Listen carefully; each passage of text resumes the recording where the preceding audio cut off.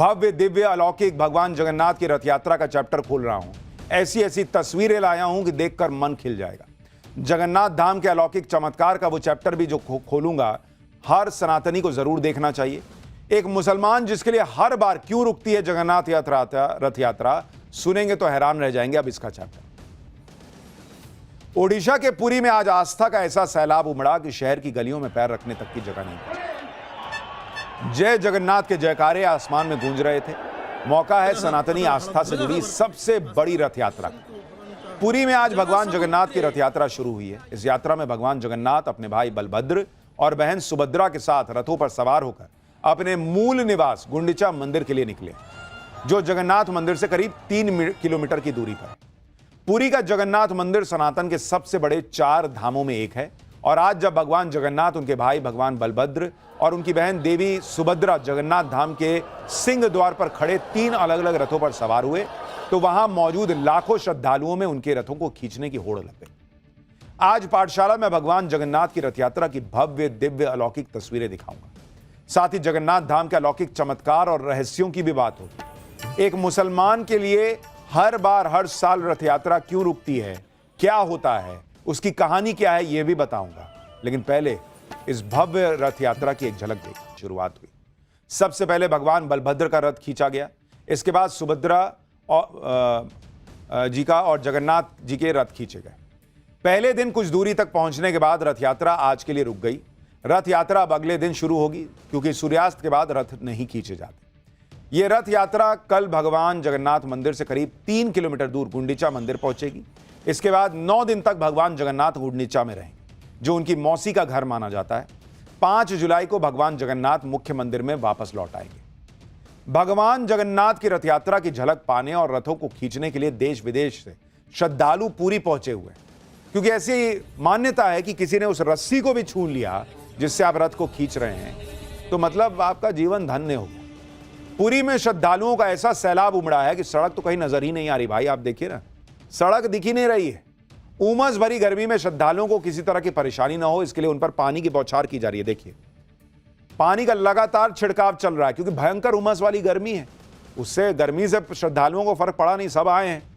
आस्था का सैलाब दिख रहा है, वहां पर भक्तों का सैलाब दिख रहा है, तो वहां पानी डाल के जो भक्त हैं उनको थोड़ी राहत दी जा रही। रथ यात्रा की शुरुआत से पहले भगवान जगन्नाथ, भगवान बलभद्र और देवी सुभद्रा को पूरे विधि विधान के साथ उनके रथों पर विराजमान किया गया। भगवान जगन्नाथ, भगवान बलभद्र और देवी सुभद्रा को उनके रथों तक पहुंचाने के अनुष्ठान को पहांडी अनुष्ठान कहा जाता है, जिसमें मंदिर के पुजारी पूरी श्रद्धा के साथ तीनों मूर्तियों को रथ तक लाते हैं। रथों पर विराजमान होने के बाद उन्हें भोग लगाया गया और रथ यात्रा की शुरुआत हुई। अच्छा, ये अपने आप में आप सोचिए कि कितने कमाल की बात है कि किसी मंदिर में भगवान जो हैं, ठाकुर जी जो हैं, वो मंदिर के बाहर नहीं आते।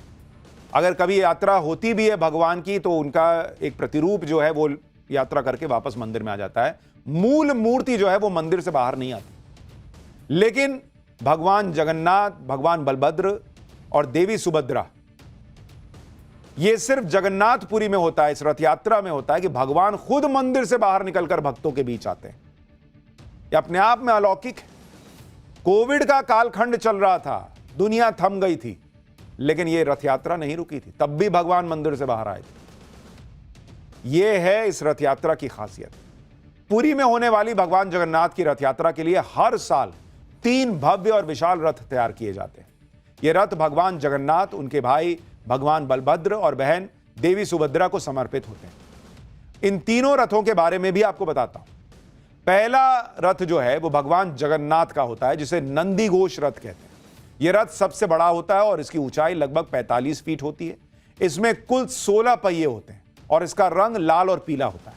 रथ की छत पर गरुड़ ध्वज और सुदर्शन चक्र का निशान होता है। दूसरा रथ भगवान बलभद्र का ताल ध्वज रथ। यह रथ नंदीघोष रथ से छोटा होता है थोड़ा सा। इसकी ऊंचाई करीब 44 फीट होती है। इसमें 14 पहिए होते हैं। इसका रंग गहरा नीला और लाल होता है। इस रथ की ध्वजा पर ताल के पेड़ का चिन्ह होता है। तीसरा जो रथ होता है वो देवी सुभद्रा का होता है, जिसे दर्प दलन रथ कहते हैं। यह रथ तीनों रथों में सबसे छोटा होता है और इसकी ऊंचाई करीब 43 फीट होती है। 12 पहिए होते हैं। इसका रंग लाल और काला होता है।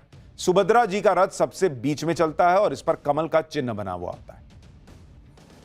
भगवान जगन्नाथ की रथ यात्रा के लिए कई महीनों पहले से तैयारियां शुरू हो जाती हैं। रथ यात्रा कब शुरू हुई, इसकी सटीक जानकारी किसी के पास नहीं, किसी को मतलब एग्जैक्ट नहीं पता, लेकिन रथ यात्रा को लेकर अलग अलग मान्यताएं हैं। पहली मान्यता है कि जब राजा इंद्रद्युम्न ने भगवान जगन्नाथ, बलभद्र और सुभद्रा जी की मूर्तियों को स्थापित किया तो उस वक्त आकाशवाणी हुई कि भगवान जगन्नाथ साल में एक बार अपनी जन्मभूमि जरूर जाएंगे। स्कंद पुराण के उत्कल खंड के मुताबिक राजा इंद्रद्युम्न ने आषाढ़ महीने के शुक्ल पक्ष की दूसरी तिथि को भगवान जगन्नाथ के उनकी जन्मभूमि जाने की व्यवस्था की। तभी से यह परंपरा रथ यात्रा के रूप में चली आ रही है। दूसरी मान्यता है कि देवी सुभद्रा के द्वारिका दर्शन की इच्छा को पूरी करने के लिए भगवान जगन्नाथ और भगवान बलभद्र ने अलग अलग रथों में बैठकर यात्रा की थी। इसी की याद में पुरी में हर साल रथ यात्रा का आयोजन किया जाता है। इस रथ यात्रा का जिक्र स्कंद पुराण, नारद पुराण, पद्म पुराण और ब्रह्म पुराण में भी किया गया है। तीसरी मान्यता के अनुसार एक बार राधा रानी कुरुक्षेत्र में भगवान श्री कृष्ण से मिलने पहुंची थी और उन्होंने भगवान श्री कृष्ण से वृंदावन आने का निवेदन किया। राधा रानी के निवेदन पर भगवान श्री कृष्ण अपने भाई भगवान बलभद्र और बहन देवी सुभद्रा के साथ वृंदावन पहुंचे, जहां राधा रानी, गोपियों और वृंदावन के लोगों ने तीनों को रथ पर बैठाया और रथ से घोड़े हटाकर खुद अपने हाथों से खींचा। तभी से ये रथ यात्रा और उसे हाथों से खींचने की परंपरा शुरू हुई। एक चौथी मान्यता भी है। द्वारिकाधीश भगवान श्री कृष्ण के साथ भगवान बलराम और देवी सुभद्रा का समुद्र के किनारे अग्निदाह किया गया था।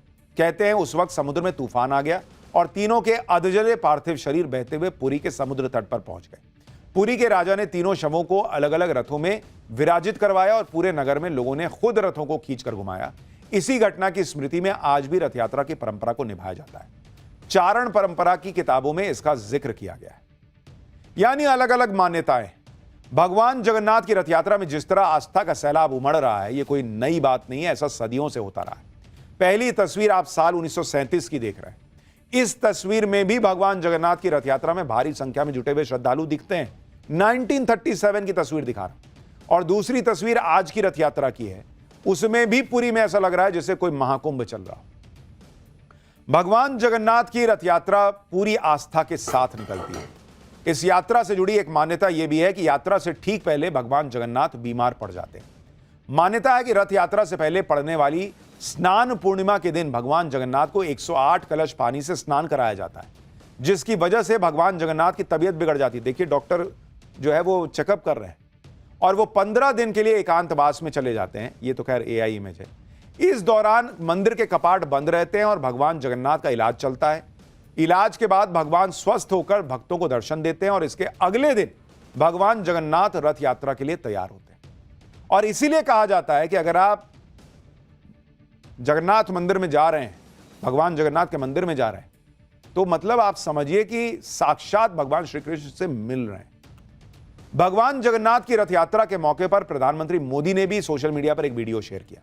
पीएम ने रथ यात्रा की शुभकामनाएं दी और भगवान जगन्नाथ की रथ यात्रा को एक भारत श्रेष्ठ भारत का प्रतिबिंब बताया। एक बार इसको सुनिए कि पीएम ने क्या कहा है, फिर आपको बताता हूं कि एक मुसलमान के लिए हर साल हर बार यह यात्रा क्यों रुकती है, उसकी कहानी क्या है।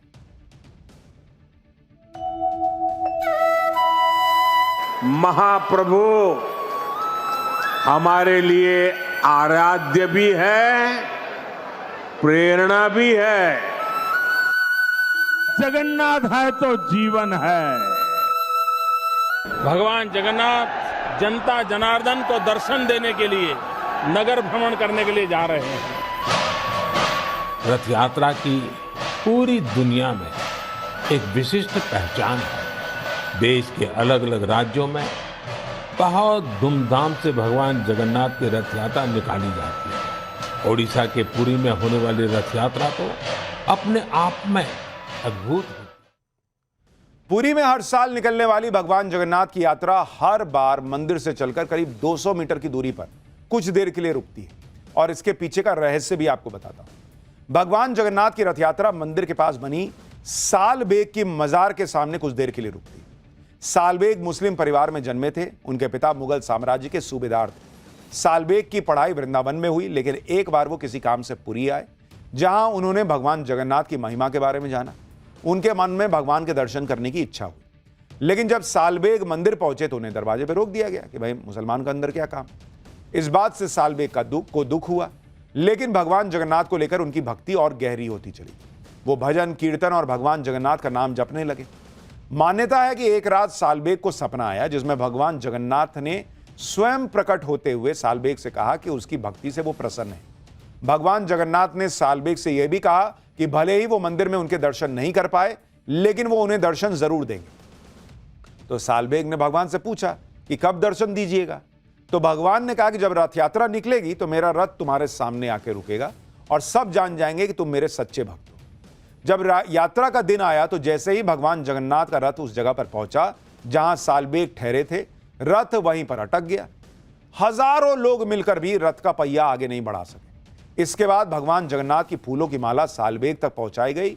लोगों को समझ में आ गया कि प्रभु सालबेग को दर्शन दे रहे हैं और तब जाकर रथ आगे बढ़ पाया। बाद में पुरी के राजा ने उस जगह पर एक मंदिर बनवाया जिसे लोग सालबेग की मजार भी कहते हैं। और आज भी रथ यात्रा के समय भगवान जगन्नाथ का रथ यहां पर जरूर रुकता है। यानी आप देखिए, भगवान के लिए सब बराबर हैं और अपने भक्त के लिए वो कुछ भी कर सकते हैं। ये इसका जीता जागता प्रमाण है।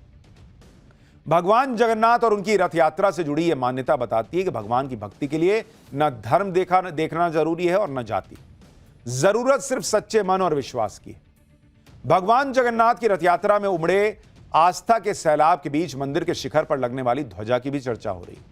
हर रोज मंदिर का एक पुजारी बिना किसी सुरक्षा इंतजाम के ध्वजा लेकर मंदिर के शिखर पर चढ़ता है, जो करीब 214 फीट ऊंची है। आजकल आप देखते हैं कि लोग जो है वो ऐसे रस्सी लगा के, सेफ्टी गियर लगा के चढ़ते हैं कहीं भी ऊपर। भाई ये रोज ये ध्वजा चेंज होती है और जो व्यक्ति ऊपर 214 फीट चढ़ता है वो कोई रस्सी लगा के नहीं चढ़ता। लेकिन प्रभु की कृपा है कि कोई दिक्कत नहीं आती उसको। शिखर पर चढ़ने के बाद पुजारी हर रोज ध्वजा को बदलता है। इस पर लगे ध्वज को हर दिन शाम को 4 से 5 बजे के बीच बदला जाता है। जो लोग इस ध्वज को बदल रहे हैं वो पुरी के एक चोला परिवार से आते हैं और पिछले 800 साल से ध्वज बदलने का काम कर रहे हैं। जगन्नाथ मंदिर की ध्वजा की खासियत होती है कि यह हवा की उल्टी दिशा में लहराती है, कहा जाता है। यानी हवा अगर पूरब की तरफ चल रही तो झंडा पश्चिम की दिशा में लहराता है, ऐसी मान्यता है। मंदिर की ध्वजा को लेकर मान्यता है कि अगर किसी वजह से पुजारी एक दिन भी ध्वजा बदलने से चूक गया तो मंदिर अगले 18 साल के लिए बंद हो जाएगा। और इसीलिए ऐसा कभी नहीं हुआ कि यह ध्वजा न बदली गई हो। अब आपके दिमाग में भी यह सवाल आ रहा होगा कि ऐसा कैसे हो सकता है कि एक झंडा हवा की उल्टी दिशा में लहरा रहा है। साइंस के हिसाब से तो ऐसा संभव नहीं है, लेकिन इसके पीछे एक पौराणिक कहानी है। मान्यता है कि समंदर की तेज लहरों की आवाज से भगवान जगन्नाथ को नींद लेने में दिक्कत हो रही थी। तब हनुमान जी ने समंदर से आग्रह किया कि लहरों की गति को कम कर दो, लेकिन समंदर ने कहा कि यह संभव नहीं है। इसके बाद हनुमान जी ने पवन देव से कहा कि आप अपनी स्पीड कुछ कम कर लीजिए, तो उन्होंने भी मना कर दिया। इसके बाद पवन पुत्र हनुमान जी ने मंदिर के चारों तरफ तेज गति से उड़ना शुरू कर दिया। इससे समंदर से आ रही लहरों की आवाज बंद हो गई और ध्वज हवा की उल्टी दिशा में लहराने लगा। दुनिया भर से लाखों करोड़ों लोग इस चमत्कार को देख चुके हैं, लेकिन यह कैसे हो रहा है इसका जवाब पौराणिक मान्यता के अलावा किसी के पास नहीं। सनातन धर्म में हर देवी देवता का अलग अलग स्वरूप भी है। जगन्नाथपुरी में भगवान की मूर्ति से जुड़ी भी कई पौराणिक कथाएं। इस मूर्ति में भगवान जगन्नाथ की आंखें काफी बड़ी नजर आती हैं और मूर्ति में हाथ और पैर नहीं है। भगवान जगन्नाथ की आंखों के पीछे का रहस्य क्या है, इसके बारे में भी बताता हूं। पौराणिक कथाओं के मुताबिक जब भगवान जगन्नाथ राजा इंद्रद्युम्न के राज्य में गए तो उनका दिव्य रूप देखकर वहां के लोगों की आंखें आश्चर्य से बड़ी हो गई। उनकी भक्ति देख भगवान जगन्नाथ ने भी अपनी आंखें बड़ी कर ली। और भगवान जगन्नाथ की मूर्ति के हाथ और पैर इसलिए नहीं हुए क्योंकि उसको भी लेकर अलग अलग मान्यता है कि जब राजा इंद्रद्युम्न ने भगवान जगन्नाथ की मूर्ति बनाने का काम विश्वकर्मा जी को दिया तो भगवान विश्वकर्मा ने शर्त रखी कि जब तक वो मूर्ति बनाएंगे तब तक कमरे में कोई प्रवेश नहीं करना चाहिए। लेकिन जब मूर्ति बनाने में काफी लंबा वक्त लगा तो राजा इंद्रद्युम्न कमरे के बाहर खड़े होकर मूर्ति बनाने की आवाज सुनने लगे। एक दिन राजा को अंदर से कोई आवाज नहीं आई तो उन्हें लगा कि मूर्ति बनाने का काम पूरा हो गया और उन्होंने दरवाजा खोल दिया। इससे नाराज होकर विश्वकर्मा जी मूर्तियों को अधूरी छोड़कर चले गए। मान्यता है कि तभी से भगवान जगन्नाथ, भगवान बलराम और देवी सुभद्रा की मूर्ति अधूरी है। भगवान जगन्नाथ के मंदिर को लेकर एक मान्यता यह भी है कि जब मुगलों ने भगवान जगन्नाथ के मंदिर पर हमला किया तो मंदिर की मूर्तियों को सुरक्षित स्थान पर लेकर छुपा दिया गया। वो जगह ओडिशा के कांकण सीखरी में, जो चिल्का झील के बीचों बीच मौजूद एक टापू है। इसलिए आज भी किंकण सीखरी में नाव पर भगवान जगन्नाथ यात्रा निकलती है। इस यात्रा में शामिल होने दूर दूर से श्रद्धालु भी पहुंचते हैं। भगवान जगन्नाथ की रथ यात्रा में लाखों श्रद्धालुओं की भीड़ उमड़ी। प्रशासन के मुताबिक आज 10 लाख से ज्यादा लोग पुरी पहुंचे थे। हालांकि श्रद्धालुओं की सुरक्षा का पूरा इंतजाम था, लेकिन कुछ श्रद्धालु भीषण गर्मी की वजह से बेहोश हो गए। उन्हें तुरंत अस्पताल पहुंचाने का इंतजाम किया गया, जिसके लिए आरएसएस समेत कुछ संगठनों ने एम्बुलेंस के पहुंचने के लिए कॉरिडोर भी बनाया। पुरी में ही नहीं, देश के अलग अलग हिस्सों में आज भगवान जगन्नाथ की रथ यात्रा निकली। अहमदाबाद में गुजरात के सीएम भूपेंद्र पटेल ने रथ यात्रा से पहले झाड़ू लगाने की परंपरा निभाई और उसके बाद खुद रथों को खींचा। अहमदाबाद में निकली भगवान जगन्नाथ की रथ यात्रा में श्रद्धालुओं की भारी भीड़ जो है वो नजर आई। गृह मंत्री अमित शाह ने रथ यात्रा शुरू होने के पहले मंदिर में भगवान जगन्नाथ की आरती भी उतारी है। तस्वीरें देखिए।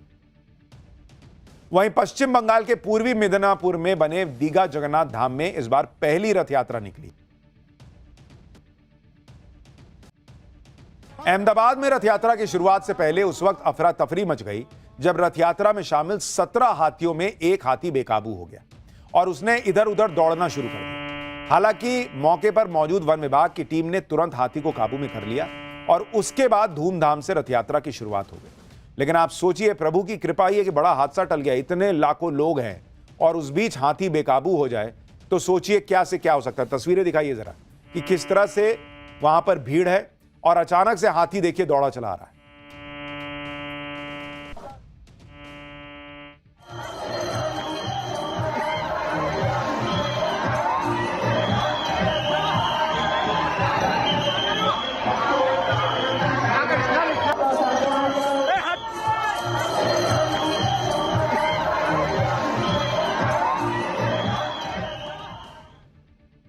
जगन्नाथ मंदिर से जुड़ा एक फैक्ट यह भी है कि मंदिर के शिखर पर किसी भी पक्षी को बैठा हुआ आज तक नहीं देखा गया। आमतौर पर मंदिर और दूसरे धार्मिक स्थलों के आसपास पक्षी तो बैठते ही हैं, लेकिन इस मंदिर के ऊपर से कोई पक्षी न गुजरता है न बैठता है, ऐसी मान्यता है।